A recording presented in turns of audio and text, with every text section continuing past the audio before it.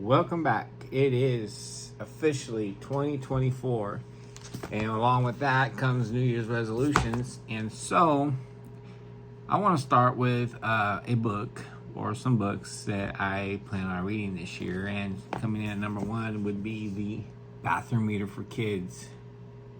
It might take me a few sittings to get through. Just kidding. Okay, so why I'm really here is, have you ever had like an aha moment or the quote unquote light bulb moment? Ching! That happened to me with this book.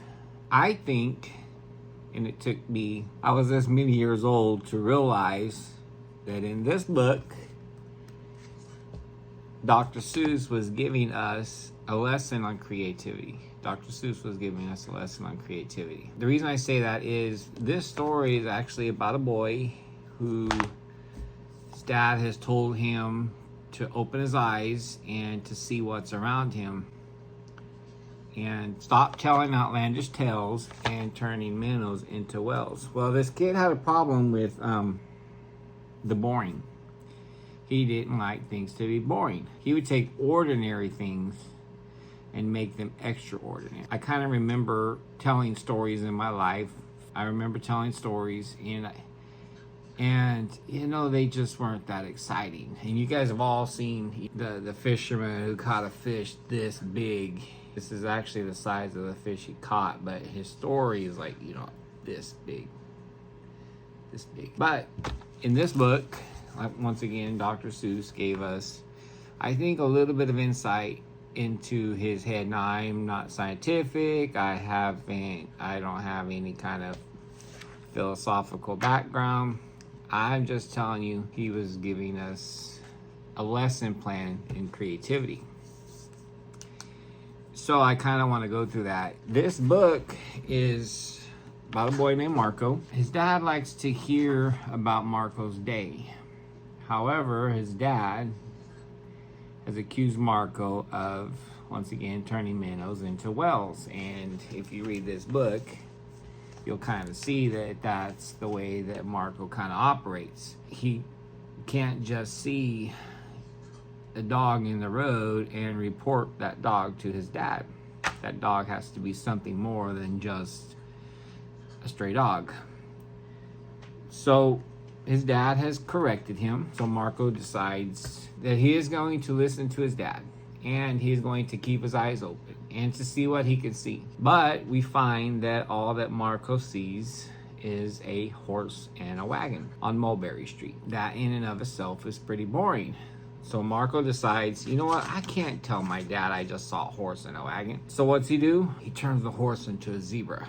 And now the zebra is pulling the wagon. But then he realizes, yeah, zebra pulling a wagon is it's a little extraordinary, but I can make it better. So what's he do? He gets a chariot. Now the zebra's pulling a chariot, the charioteer, and then he's like, nah, the zebra's too small. So he goes and he adds a reindeer. But then he's like, wow, it just doesn't feel right. A reindeer should be pulling a sleigh. So he goes from horse and cart to zebra to chariot to reindeer driving a sleigh. And then he stops. He's like, wait a minute. Anybody can make up a story about a reindeer and a sleigh. So what's he do? Now there's an elephant pulling the sleigh. But it's not just any elephant. It's a blue elephant. And he's got power. And he's got size. Fun in his eyes. On the back of the elephant is a Raja with rubies, sitting high on a throne. And then he's like, that's a story nobody can beat.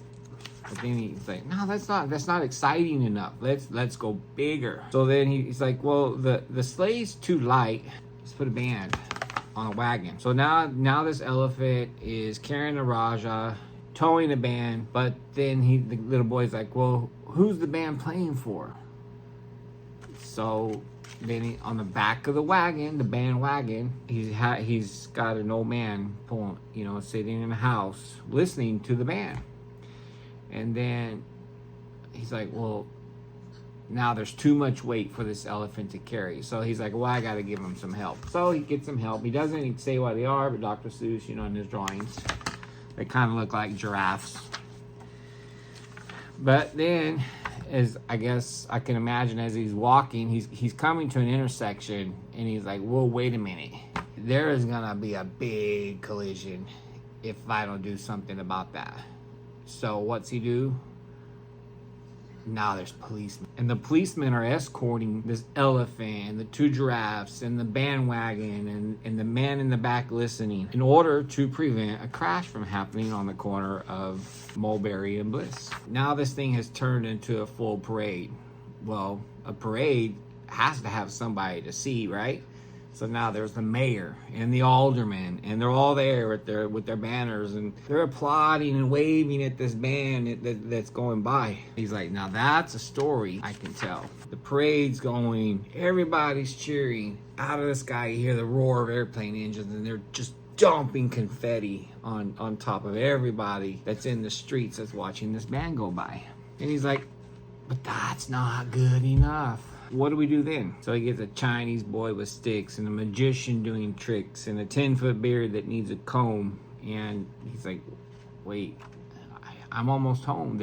I can't make this story any bigger. So, you know, we don't know how long the walk on Mulberry Street was, how long it took him to get from school to home. He had time to come up with this elaborate story.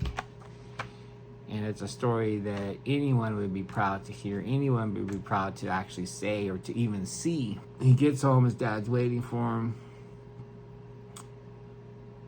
And his dad's like, well, Marco's sitting there in this big scene that he just created, playing over in his head. And he has all this energy and he wants to tell dad what he saw. He was actually embarrassed by it all. So he told his dad there was nothing.